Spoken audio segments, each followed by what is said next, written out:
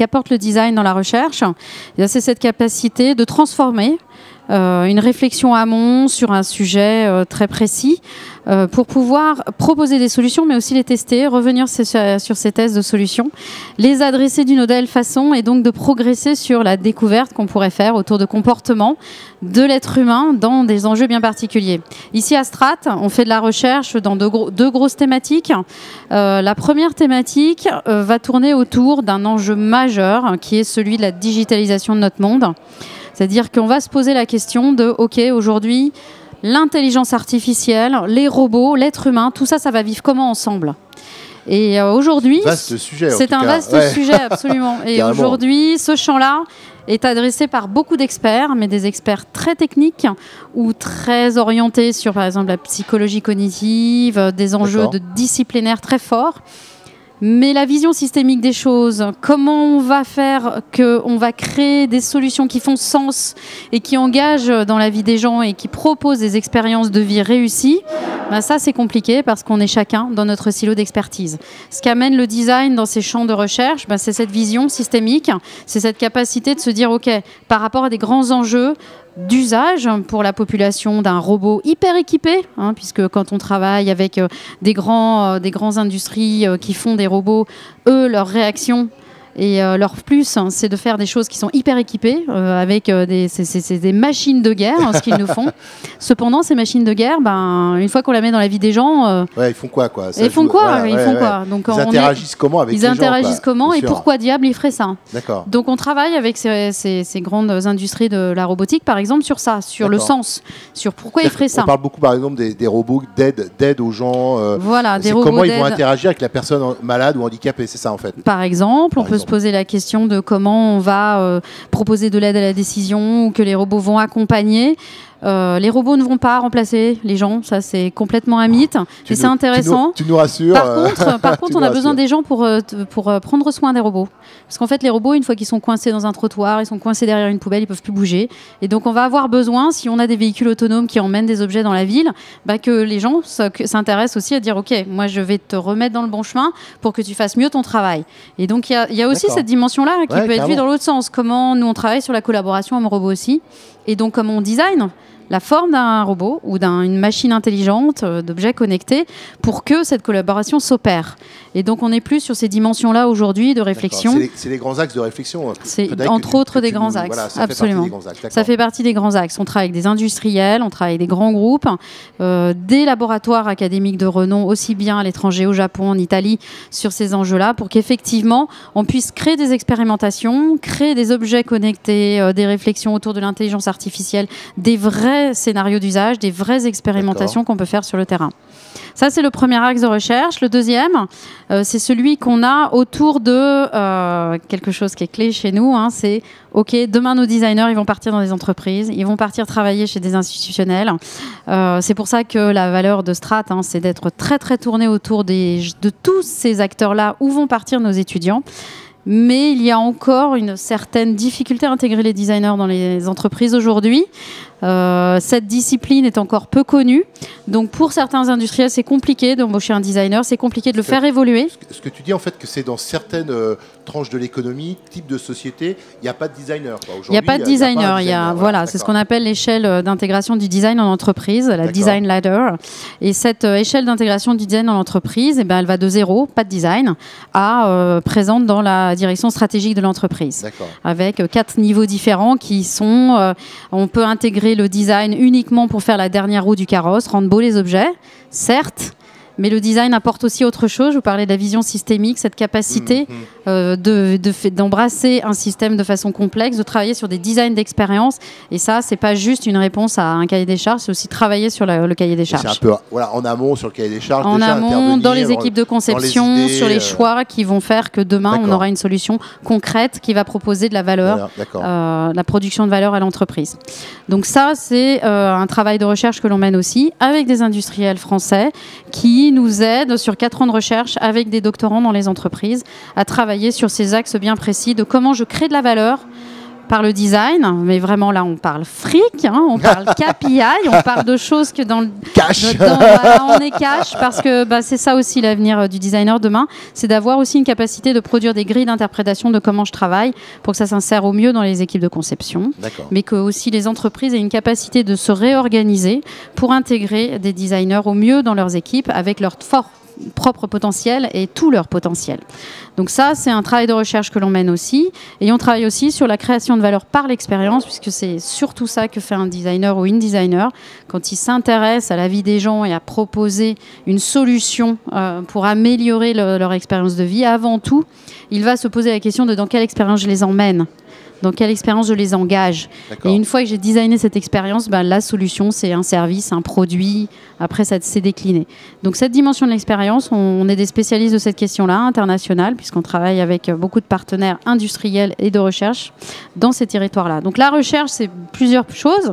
C'est des projets de recherche, c'est une animation d'une communauté de recherche, mais c'est aussi permettre à nos étudiants d'accéder au Graal, qui est le dernier diplôme académique possible, à savoir être docteur en design, et donc de faire une thèse en doctorat, sachant que la thèse en doctorat pour un designer, mais c'est valable aussi pour d'autres métiers, c'est déjà un début de travail, parce qu'un doctorant, ce n'est pas un étudiant en tant que tel, il n'est pas encore en cours, il travaille.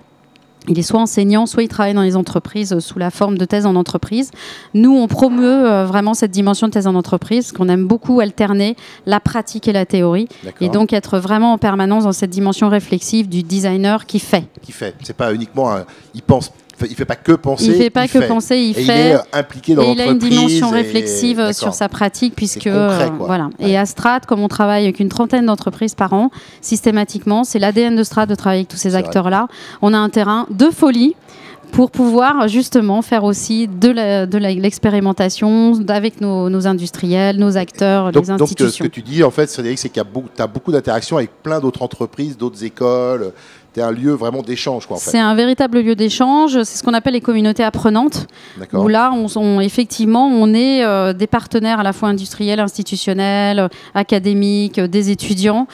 Tout ce petit monde-là est animé par la recherche à Strat pour effectivement qu'on produise ensemble et qu'on ne soit pas juste sur une vision très académique, descendante de je suis l'expert sur le sujet. D'accord, donc tu as commencé notre entretien avec justement un rappel de la qualité des diplômes de cette année. Alors qu'est-ce que tu en as pensé en fait de cette promotion 2019 qui vient d'arriver ?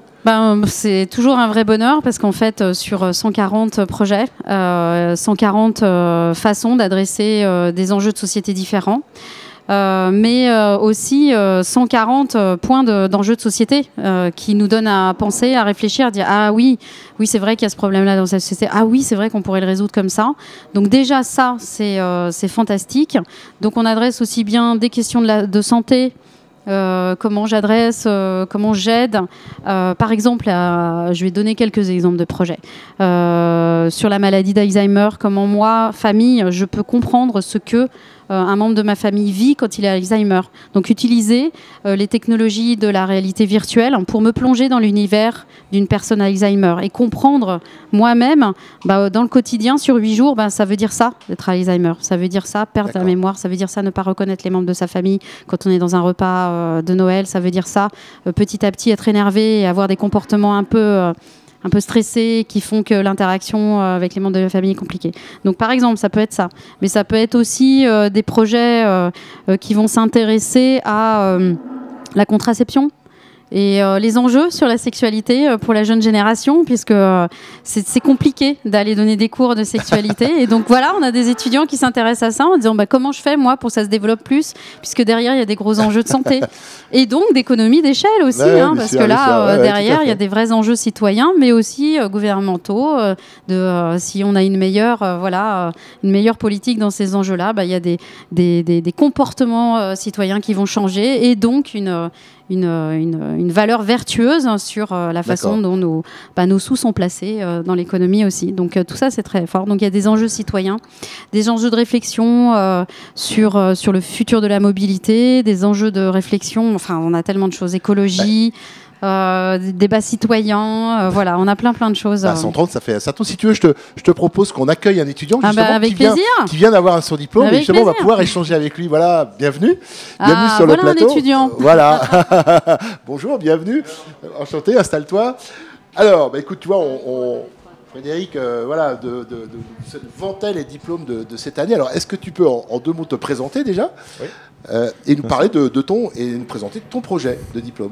Avec plaisir. Alors, je m'appelle Johan Benchetrit, donc je suis en 5e année mobilité, et j'ai fait mon sujet de mémoire sur le jeu vidéo. Et mon projet de diplôme s'est donc inspiré de ce travail, où j'expliquais dans mon mémoire que le jeu vidéo pouvait transmettre des valeurs, et que c'était pas quelque chose d'inutile et de vain. Et donc, en mettant ça en perspective avec des problèmes de mobilité actuels, qui sont des problèmes comportementaux, j'ai observé que les gens avaient tendance à se comporter de manière individuelle au volant de véhicules. Et dans le jeu vidéo, on a des architectures de jeu qui encouragent particulièrement le comportement collectif.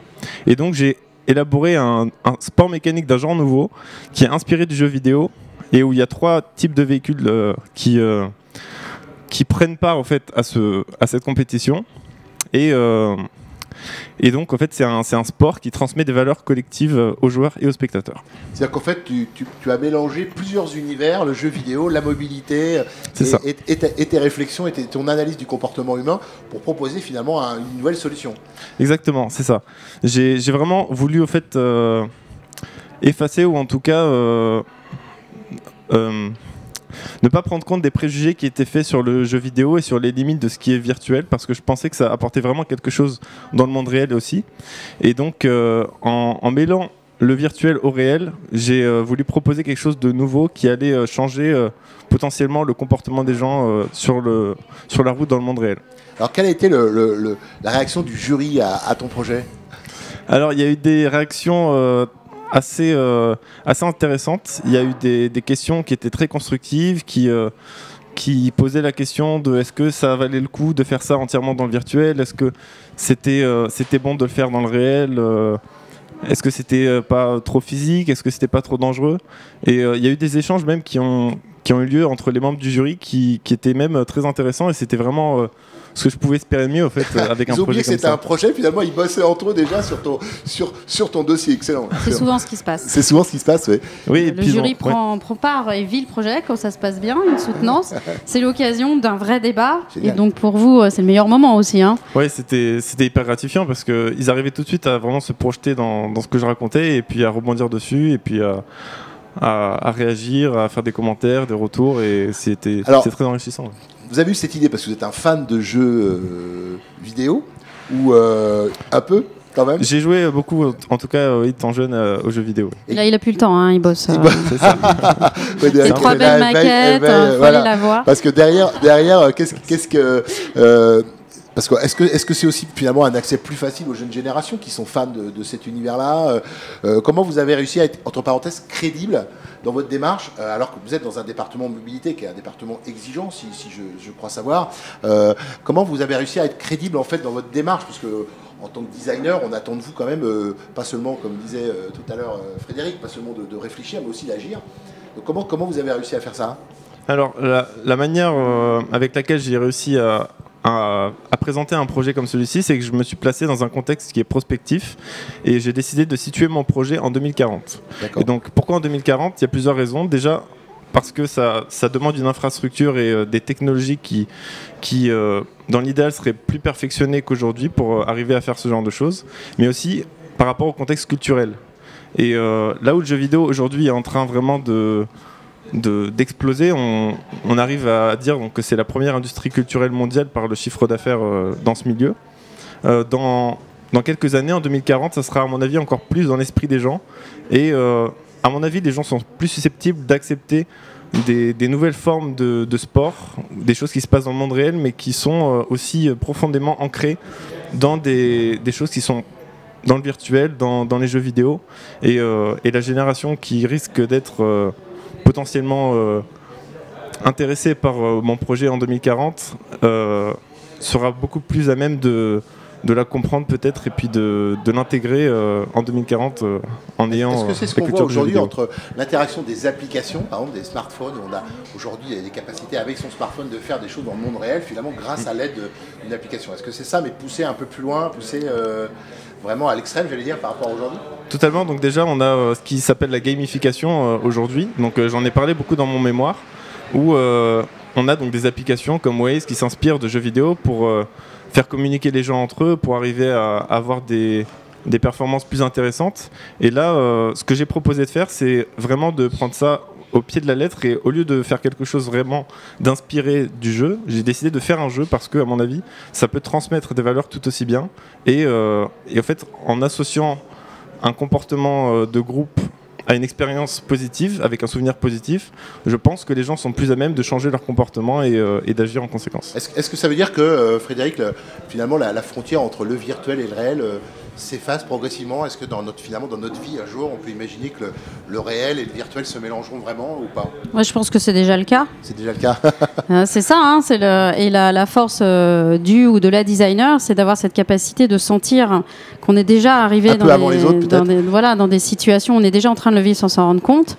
C'est aussi sa capacité qu'il a très bien eu de se dire, ok, il y a des univers, ce qu'on appelle des univers analogiques, des situations dans lesquelles je vis des choses qui sont très présentes dans la vie des gens que je pourrais utiliser au bénéfice d'une autre situation d'usage. Parce que en revivant les mêmes façons de vivre que j'ai dans un autre univers, j'ai pas besoin d'explicitation dans ce nouvel univers parce que je les vis déjà ailleurs. C'est un peu ce que tu disais sur Alzheimer, par exemple, tu vis quelque chose et ça t'aide à mieux comprendre. C'était vivre dans la peau d'un autre pour mieux la comprendre. Et là, on est sur, je transpose des codes dans un univers que je vais mettre dans un autre parce que je vais les comprendre immédiatement. Ah oui. C'est travailler un peu sur les imaginaires, c'est-à-dire que les imaginaires des jeux vidéo sont très prégnants, les réactions, les comportements sont très prégnants. Si j'utilise ces codes et ces imaginaires et ces façons de réagir dans d'autres situations, eh bien, ça va être quelque chose d'évident, d'immédiat. Et cette dimension-là me permet d'aller encore plus loin dans mon choix, typiquement là, des solutions de mobilité et d'intégration collective de comportements de personnes. Et donc, ça me permet de faire des raccourcis directs parce que les gens vont avoir une compréhension instinctive des codes qu'on ne veut pas faire passer dans notre nouvel usage. D'accord. Donc, quel est ton avis par rapport à ce projet qui a eu, je crois, quand même... de félicitations du jury, enfin en tout cas un très bon accueil. Oui. J'ai vu ton projet ce matin, tu me l'as pas pitché par contre parce que j'ai pas pu avoir tous les pitchs.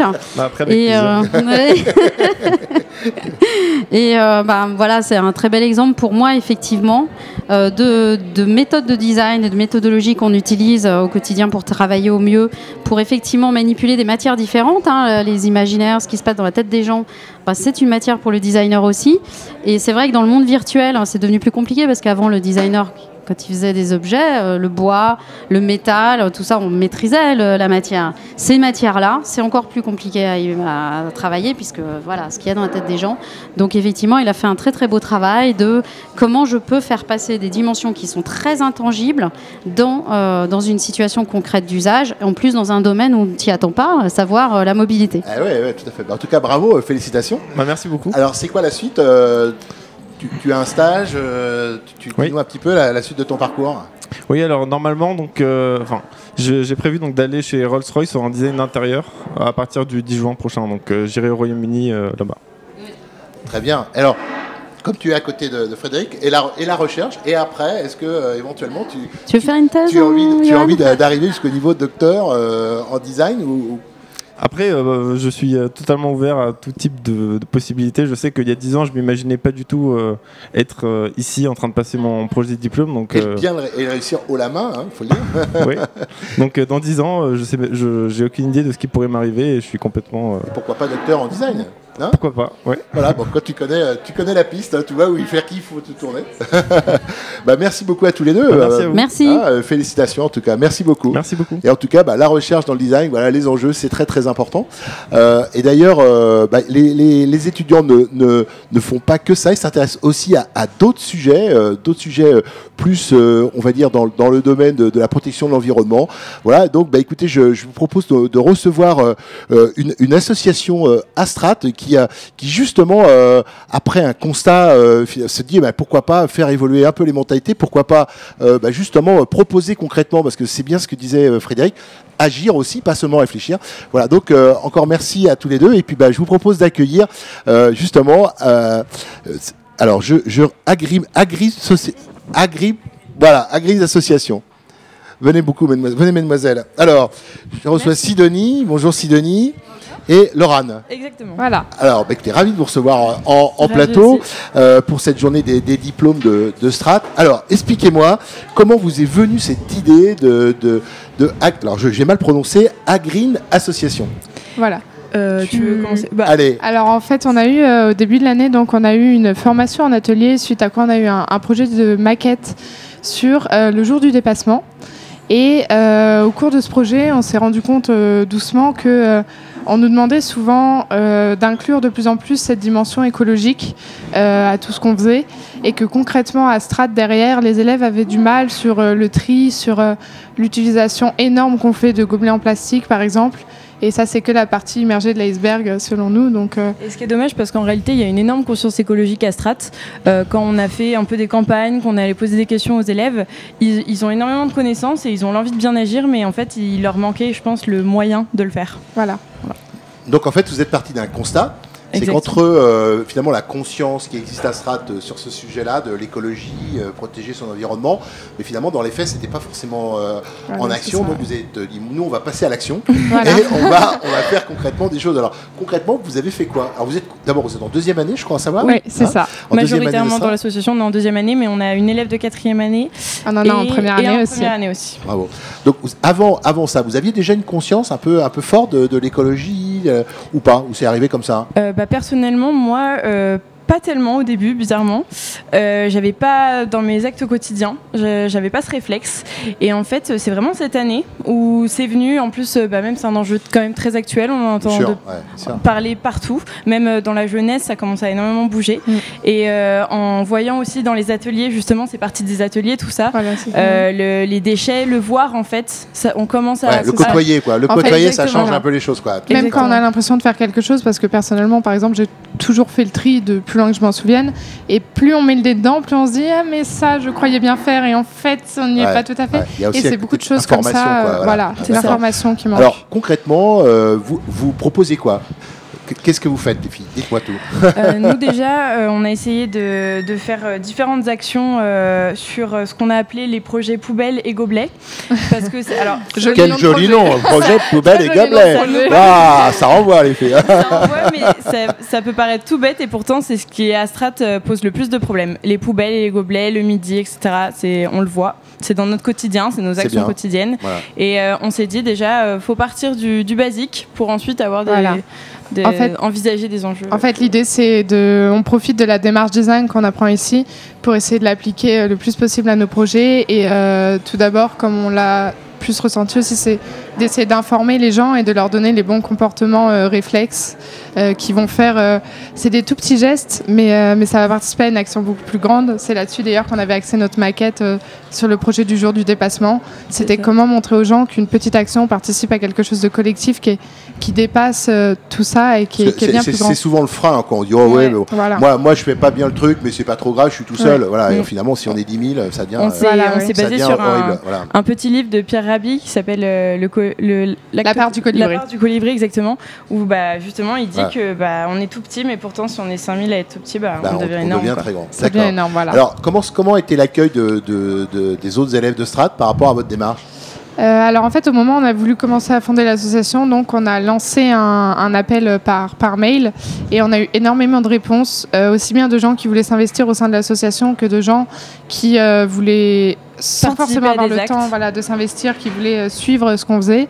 Et donc alors, on n'a pas de prof qui nous encadre comme on peut l'avoir en projet, donc ça a été un peu laborieux, mais on s'est dépatouillé. Comment ça, vous n'avez pas de prof qui vous encadre? Si, ils sont là. Enfin, les profs de Strat, Non, ils sont là autour si on a besoin, mais aussi pour nous, c'est pas la même chose. Il faut prendre un peu d'autonomie. Très bien. Et donc, on s'est monté tranquillement, on a trouvé notre 15, on a accueilli Gaston il n'y a pas longtemps. 15, pardon. Le 15e vient de vous rejoindre il y a une heure, c'est ça? Non, il y a quelques semaines quand même. C'est bien. En tout cas, ça, petit à petit, le message passe, Voilà. l'équipe grandit. C'est ça. Puis on a eu des projets comme on a réalisé un mobilier pour un festival que Sciences Po organise, qui est un mobilier Hit donc the Road, relativement le low festival. cost et écologique. D'accord. Et on a fait un appel à projet. Enfin, On a fait un appel. workshop d'une semaine où Voilà. tout le monde venait toutes les semaines et ensuite à la fin on a eu un projet complet. On a eu des qui gens était de fait par plusieurs l'asso gens de et Strat. pas de l'asso de la première à la 5e année, donc c'était très très cool. Voilà. Bah écoutez, bravo en tout cas, belle Merci démarche. beaucoup. Alors, comme on est sur la journée des diplômes 2019, vous qui êtes en 2e année, ça vous fait quoi d'être là aujourd'hui et de voir ces 5e années? Et ben, moi, je trouve ça très très cool parce qu'en ayant assisté à plusieurs soutenances, il y a toujours quasiment cette question d'écologie qui revient. Et donc, on voit que c'est quelque chose qui est dans la tête de tout le monde et que donc il y a une vraie attention de bien faire sur laquelle il faut s'appuyer en fait et qui est une vraie opportunité pour nous en tout cas. Et exactement comme Sidonie, et en plus ça amène aussi une part de rêve et aussi l'envie de persévérer et de voir encore plus grand, donc c'est très inspirant en fait. Voilà, donc on vous retrouve bientôt en 5e année, c'est ça, avec, Avec des nos beaux, projets, avec voilà. des beaux projets et peut-être tourner vers l'écologie. Responsable. Voilà, Responsable. responsable. On Bon. ne Ça sait pas fait la partie question. des valeurs qu'on a maintenant et donc en fait, quoi qu'il arrive dans tous nos projets, il y a une part tout le temps Et d'écologie. je pense que notre plus grande volonté aussi, c'est que les élèves de Strat, les futurs élèves de Strat, prennent la relève et fassent grandir cet asso qui, pour l'instant, on le fait à notre petite échelle, ça a même pas 1 an, etc. Mais le but, c'est qu'elle grandisse et qu'elle fasse partie intégrante de la vie de Strat, en fait. Écoutez, Strat a 25 ans, hein, et moi je l'ai connu quand elle a démarré, voilà, c'était une petite on école. se retrouve aux 50 Et ans. aujourd'hui, à 25 ans, voilà, vous voyez, c'est une grande école. Donc, faut bien démarrer un jour, faut Voilà. pas désespérer. Bravo en tout cas pour votre démarche. Merci Bon beaucoup. courage, et j'espère que tout le monde va vous rejoindre, les profs, les élèves. On voilà, espère puis comment ça marche, on prendra marche. de nouvelles des gobelets et des poubelles l'année prochaine. Merci beaucoup. Ouais, Super, Au merci revoir les beaucoup. filles, au merci revoir. beaucoup.